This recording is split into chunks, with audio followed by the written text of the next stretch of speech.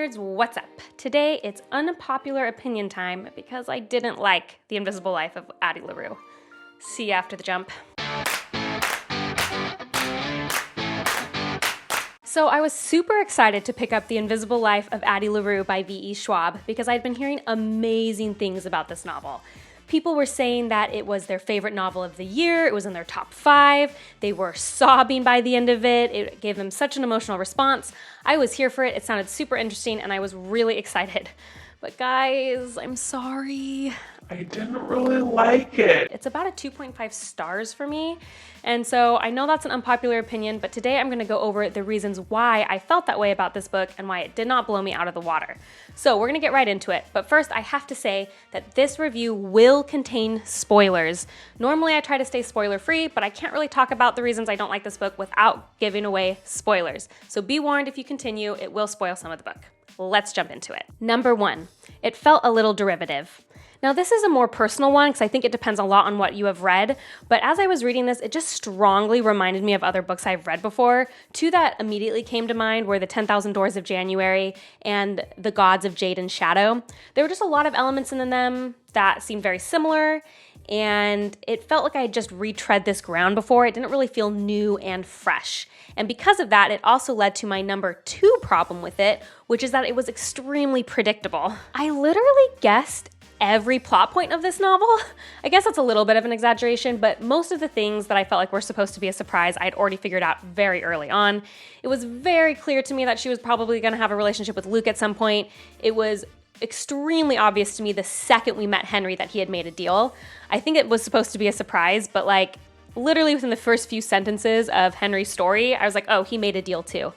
I guessed that Addie was going to give up her life for Henry at the end. I knew he was never going to die. I was never worried about him dying, which just took a lot of the stress out of the novel, which hurt it because I wasn't really feeling nervous for any of the characters. I kind of already guessed those plot points. Maybe there were some things that surprised me, like for the ending. I really liked when Addie talked about how she was just going to play the long game with the darkness. That was really cool, and I didn't predict that. And I wish there had been more of that. But otherwise, it kind of hurt the story for me. Sometimes it doesn't. Like, I can read books that I guess a lot of the plot points and it doesn't hurt it. But for this one, it just felt like it took a lot of the mystery and a lot of the tension out of the novel. And so I didn't like it for that reason. Number 3, had some of my least favorite romance tropes. So if you watched my romance tropes video, you know that a few of my least favorite tropes include love triangles, women falling for grumpy old men, and really, really old people falling in love with young people, but it's okay because everyone's hot. And this book hit all 3 of those. So I really had a problem with some of the romances in the beginning. It kind of annoyed me. Again, I kind of had that problem with like Addie's 300 years old and Henry's 28 or 30, I guess. So things like that, and Luke being grumpy. The one thing I will give this book is that I actually understood why Addie would love Henry and Luke. Like, I do have to give the book that credit. Obviously, as a girl that no one can remember, it makes complete sense that she'd be drawn to the only people who can remember her. So that, it makes sense. I actually kind of forgave those tropes later on because I do think there was enough of a twist on them. The reason that this one comes up is actually because of my next point, which is number 4, the author didn't spend time on the most interesting parts of the story. This is the thing that I think hurt Addie LaRue the most for me when I was reading the novel. The author just skips over the most interesting parts of the story, in my opinion, for favor of other things. For example, talking about the romance, I couldn't believe that the author only spends like a couple pages on the decades that Addie spends with Luke. That is such an interesting story. I think I actually would have really loved the love triangle explored a little more and actually made me like a love triangle, because I do think there was a reason Addie liked Henry and Luke. Like, there was story reasoning for that. But she spends no time on it. Like, when you drop the bomb that she spent decades with the darkness, you want to know more, and it just moves away from it so quickly.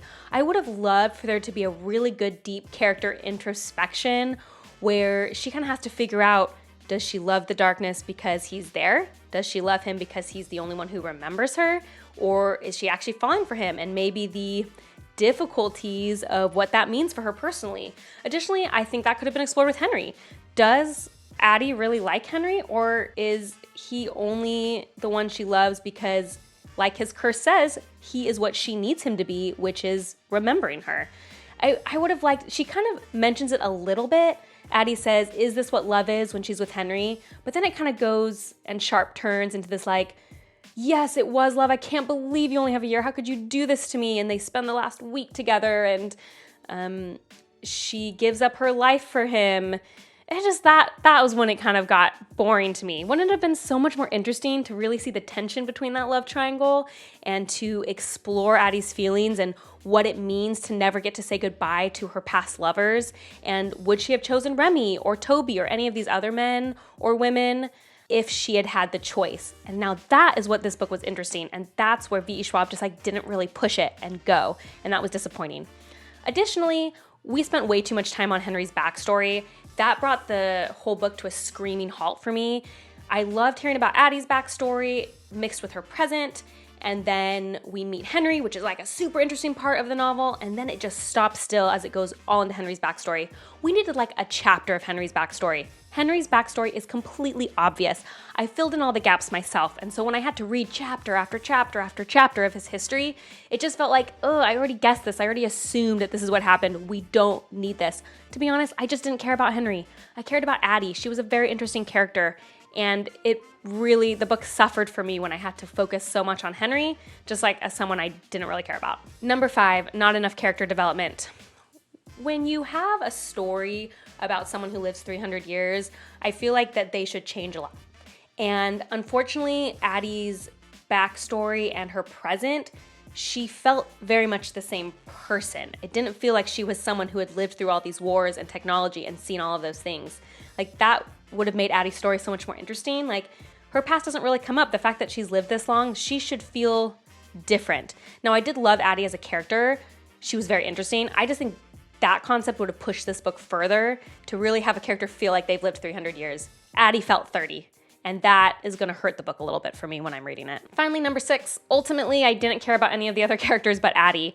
I always know it's a bad sign in a novel when I'm hoping someone will die to make it more interesting, and I kept hoping Henry would die. I knew he wasn't going to. I just knew Addie was going to save him, but I thought, man, if Henry dies, this book will be a lot more interesting.